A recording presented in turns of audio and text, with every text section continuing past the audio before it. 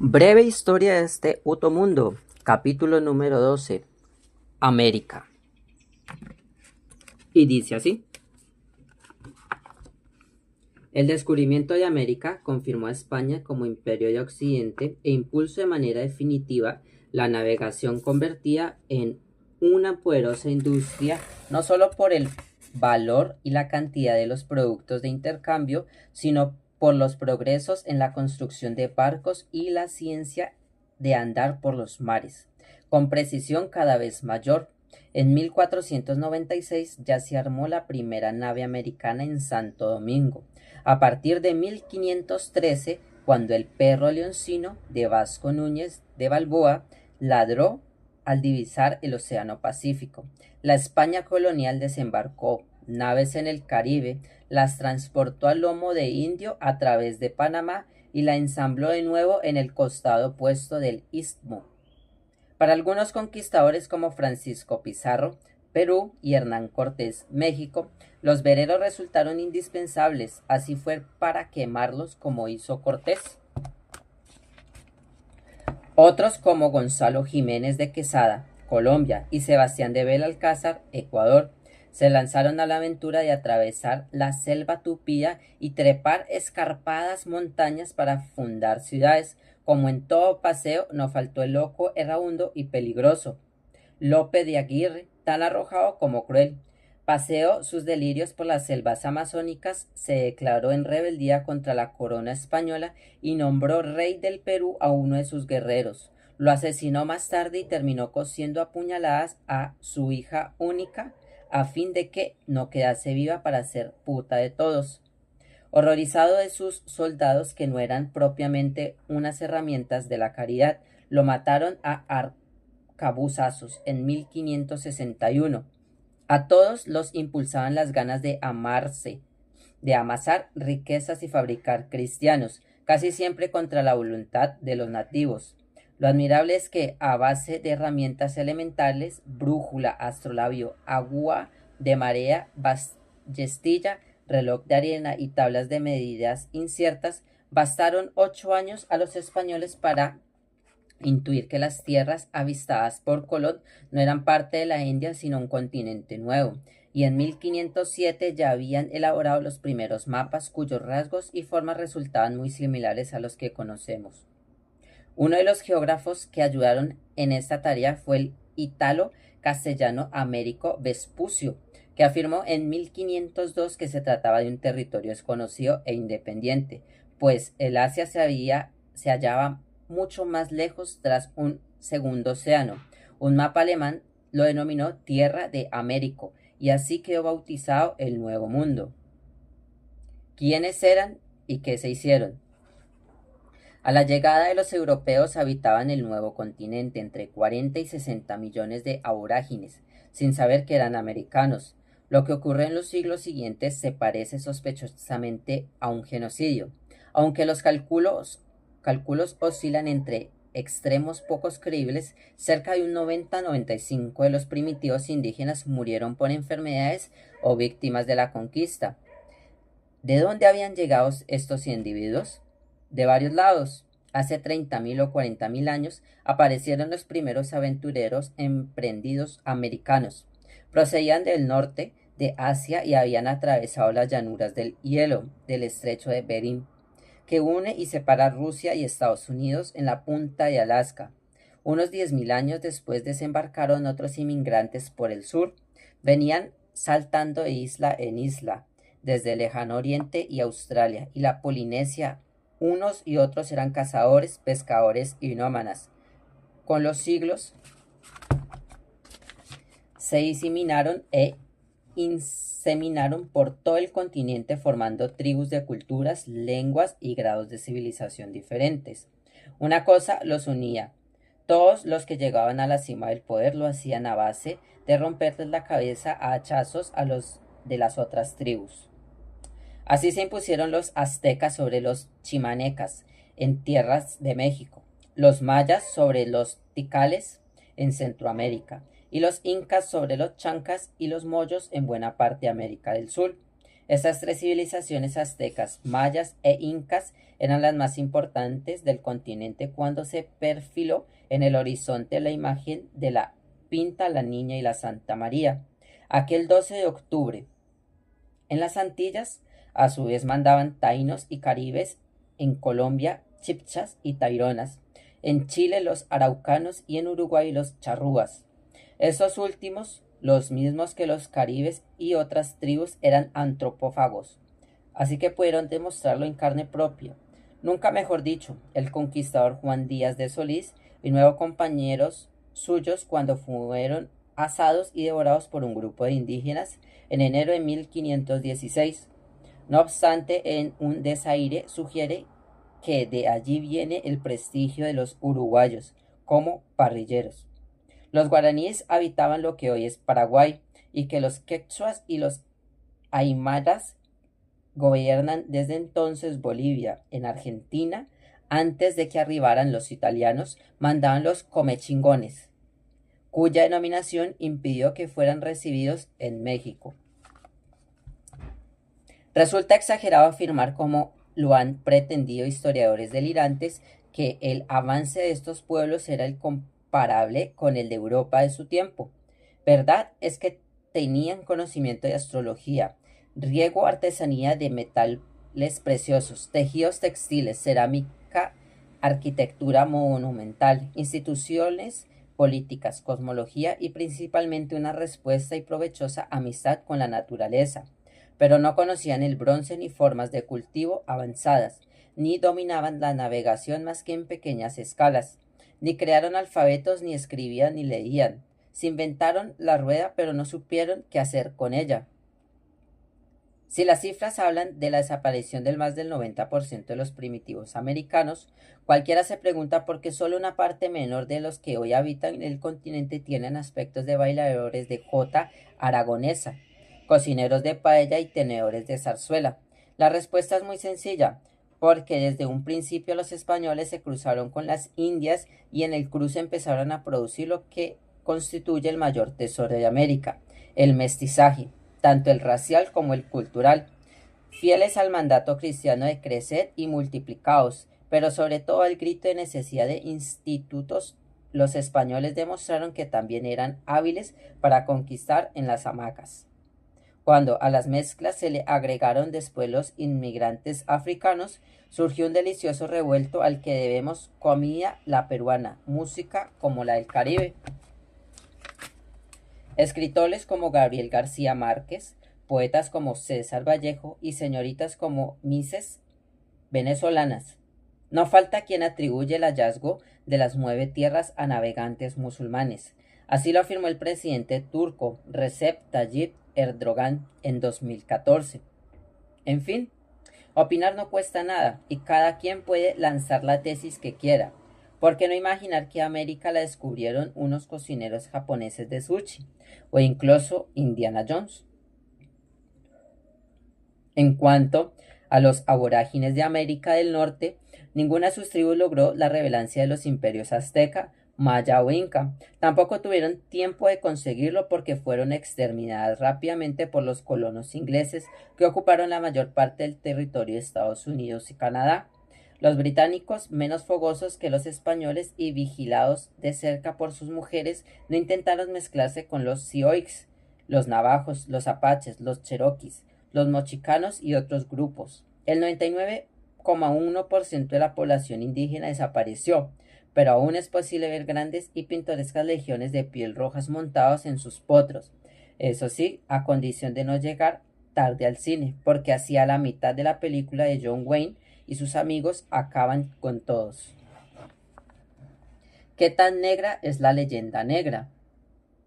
Cuando llegaron a España, las primeras noticias sobre la tierra que había pisado Cristóbal Colón y sus hombres el 12 de octubre de 1492, la mayor atención se centró en torno a los extraños aborígenes que habitaban esa supuesta comarca de la India. No solo los cronistas se ocuparon de describirlos detalladamente, sino que en este y en sus 3 viajes siguientes, Colón llevó como pasajeros forzados a algunos nativos. Hoy se los llamará rehenes.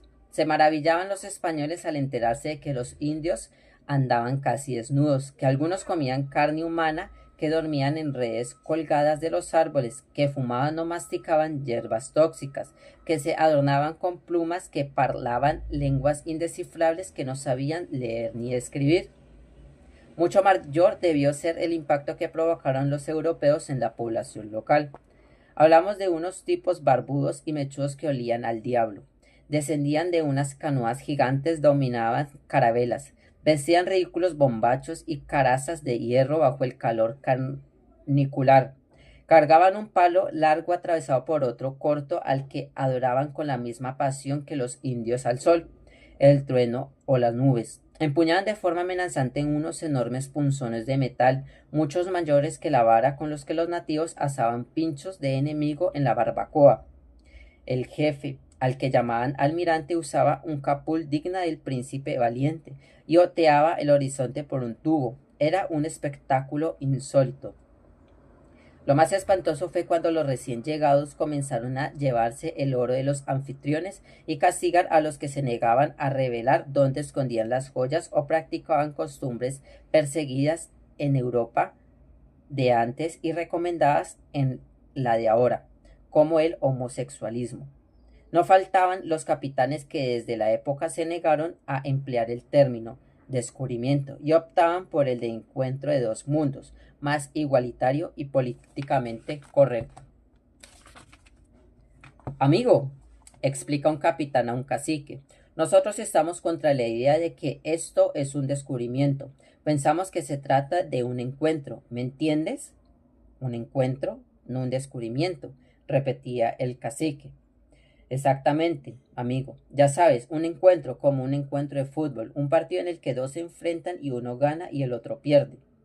Con el paso del tiempo, los indios entendieron como lo del encuentro y quien ganaba y quien perdía, perdieron su soberanía sobre las tierras de sus antepasados, su religión, su lengua, sus costumbres, su oro y perdieron todas las batallas que emprendieron para defender sus bienes y su cultura. Les dijeron que en cambio habían ganado un rey, un mapa y una academia de lengua.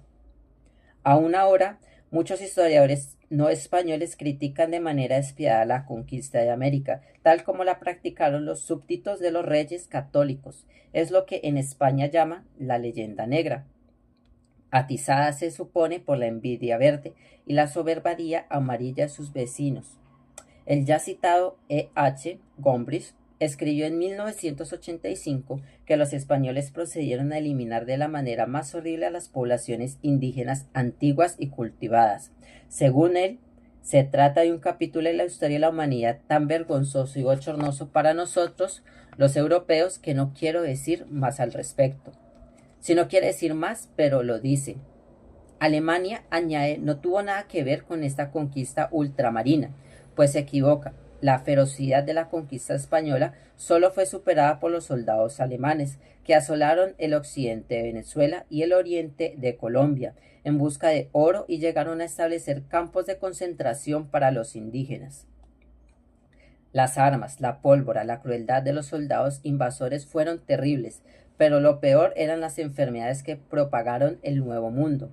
Según un conocido historiador gringo, los virus europeos y en especial la viruela son responsables del 95% de las muertes de indígenas en la década que siguieron al desembarco de las carabelas. Ahora bien, los aborígenes no eran mancos, muchos intentaron defenderse de la conquista y ciertas tribus como los caribes sembraron el pánico entre los conquistadores. El experto piloto Juan de la Cosa, compañero de Colón en sus primeros viajes, y autor de uno de los mapas fundacionales de América, murió en 1510 atravesado por decenas de flechas acerca de la actual Cartagena de Indias. Parecía un puercoespín, relata un cronista políticamente incorrecto que se aterró de la cosa. El campamento de infamias tiene muchos candidatos y categorías. Por ejemplo, la esclavitud, una práctica que ya existía en tiempos desde los egipcios y se mantuvo sin problemas en la Atenas de Aristóteles, que la defendía, la Roma del Justinianismo y el Islam, la Europa de la Edad Media y de la Ilustración, Las colonias de América y los propios países africanos fueron sus principales víctimas. Hace apenas 150 años la prohibición Estados Unidos en 1980 todavía era legal en Mauritania, el último país en abolirla. Se calcula que cerca de 100 millones de esclavos africanos fueron capturados y negociados entre el siglo XVI y el siglo XIX alrededor del mundo. Unos 14 millones llegaron a América. El número de muertos por malos tratos es difícil de calcular, pero alcanzan varios millones. El cacique come yuca en la hamaca. Al mismo tiempo que resulta inevitable mencionar la crueldad de la conquista, por lo más muy característica de los tiempos, resulta justo reconocer que aportó a los nativos muchos elementos propicios para su desarrollo. Animales desconocidos en América como vacas, caballos, cerdos, gallinas y conejos. Cultivos como el trigo, la cebada, la caña de azúcar, el arroz, el algodón, tecnologías de construcción y explotación, metales, artefactos para cultivar y por supuesto el libro y la escritura. A su vez, los europeos se beneficiaron del uso y consumo de papa, maíz, chocolate, aguacate, tabaco, tomate, piña, maní, yuca, especias, ají, guindilla, vainilla, pimientos, papaya y como si fuera poco, las hamacas de San Jacinto y el olor de la guayaba. A su turno, los europeos quedaron lelos con lo que las nuevas tierras ofrecían a su vista y a su paladar, a su tacto. Sugirieron una zoología y una botánica deslumbrante y desbordada donde a veces la fantasía era tan excesiva como la realidad. Colón menciona en su diario una comarca donde habían hombres de un ojo y otros con hocico de perros.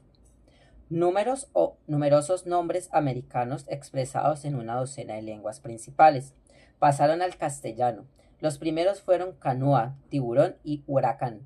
También proceden del Nuevo Mundo: jaguar, cacique, carey, guamaya, caimán, ceiba, sabana, caníbal, mico, colibrí, piragua, chicle, alpaca, coyote, pampa, cóndor, carpa, puma, tapir, gaucho, caute, mocasín, tabogón, totem, chili, tamal, soroche, iguana, piraña, maracana, chicha, poncho, manatí, mandioca, prácticamente de los escuincles. Andaba a la concha del oro, guianda, la hamaca mami y viva Chile, mierda. Isabel de Castilla, la reina que montaba mucho. Detrás del descubrimiento de América, de las primeras conquistas y de la Inquisición aparece una sombra rubia, la de la reina Isabel la Católica, que había nacido en 1451 en una localidad cuyo mero nombre parecía inaugurar el siglo de oro, de la poesía española, Madrigal de las Altas Torres. Tiene fama de haber sido una de las reinas más castas de la historia de Europa, pase a que aún habla en media lengua cuando su familia ya le andaba buscando marido. Fue ofrecida o estuvo comprometida con Fernando Aragón a los 3 años, con el príncipe de Viana a los 6, con Alfonso V de Portugal a los 13, con don Pedro Girón a los 16, otra vez con Alfonso Portugal a los 17 y con el duque de Guyena a la misma edad. Finalmente se casó en 1469 con Fernando, heredó el trono aragonés y consolidó así un binomio destinado a cambiar la historia española, la de Europa y la de América. Con Isabel y Fernando empezaron en España la Edad Moderna, que terminaron Franco tomando el poder en 1939 y sumerge de nuevo en el país de la Edad de las Tinieblas durante casi 40 años. Castilla y Aragón eran reinos que se profesaban mutuamente simpatía, lo que los condujo a reunirse a través de la llave que formaron una reina fanática del orden y la religión y un rey fanático de la guerra y la intriga diplomática y los amores. Isabel y su cónyuge reinaron juntos, pero no revueltos. Castilla y Aragón conservaron sus propias normas políticas y procuraron no pisarse los callos. Tanta monta tanto Isabel como Fernando, decía su lema. De allí que en las cláusulas matrimoniales Isabel es la reina consorte de Aragón y Fernando, que autorizaba en Castilla para guerrear o regir o señorar a una de ellas, con ella y con varias damas de la corte, pues dejó por ahí algunos hijitos naturales. Hay que reconocer que a la hora de mandar ambos montaban, pero Isabel montaba un poco más que Fernando. El apoyo a Colón para su aventura americana, por ejemplo, fue una causa de Isabel, quien llegó al extremo de arriesgar sus joyas en la empresa. Fernando estaba más interesado en dirimir asuntos con los franceses que explorar mares, lo cual no significa que Isabel no empuñara la espada y mandara gente al calabozo cuando lo consideraba necesario.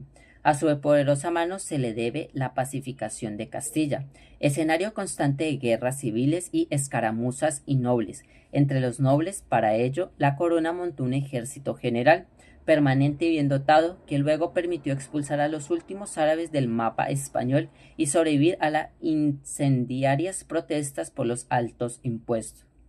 Muchos de sus contemporáneos la bañan en merecidos elogios: bondad, prudente, honesta, llena de humanidad, agua, ejemplo de pureza, sabia, de excelente ingenio, devotísima católica. Más es prudente recordar que, por andar montando, Isabel montó una de sus sucursales de la Inquisición particularmente sectaria. Designado por ella para aplicar la Inquisición fue Fray Tomás de Torquemada, célebre por su cerrazón y crueldad. Llegó a ser tan extrema la dureza de los castigos y el desdén por los procedimientos que el Papa Sixto IV regañó a Isabel por encarcelar injustamente a muchos, someterlos a duros tormentos y expoliar sus bienes. No fue menos severa la lucha contra los moros durante la conquista de Granada, la persecución a los judíos que ya en 1476 los había obligado en algunos lugares de Castilla a llevar signos distintivos. 4 años después los segregó en Toledo, ciudad que fue modelo de convivencia de culturas, y en 1492 terminó expulsando el reino. Muchos antes habían sido echados de otros países: de Inglaterra en 1290, de Alemania en 1375, de Francia en 1394, de Portugal los desterraron en 1496. Digamos que la expulsión de los judíos había pasado a ser una especie de deporte tradicional. Isabel murió en 1504. Espero que revelar este dato no malogre a nadie la interesante serie sobre su vida que grabó Televisión Española, y se ha pedido de manera reiterada a la Iglesia que proclame su santidad. Quizás sería más justo que proclamara primero la de Fernando, que tuvo que soportar a esta mujer de hierro, y después que monten juntos hasta la consumación de los siglos. ¡Qué añito! En 1492 marca una línea divisoria en la historia de este uto mundo, pero sobre todo en la de España, como se ha dicho o se dirá. Enseguida, en ese mismo año, Isabel de Castilla y Fernando de Aragón conquista Granada, el último bastión que quedaba a los árabes en la península después de 7 siglos de invasión. 2 de enero, echan a los judíos. 31 de marzo, Rodrigo Borgia es elegido papa. 11 de agosto, se publica el primer tratado de gramática castellana, Do de Antonio, de Nebrija. 18 de agosto. Y Colón descubre América el 12 de octubre. Fue notable el año en el que desde el 31 de diciembre de 1492 los futuros españoles empezaron a preparar los festejos del quinto centenario, con Juegos Olímpicos, exposición internacional, inauguración del tren de alta velocidad, reuniones transatlánticas y notables despilfarros. Muchas gracias a todos por escucharme, muchas gracias a todos por la lectura y que todos tengan un excelente día.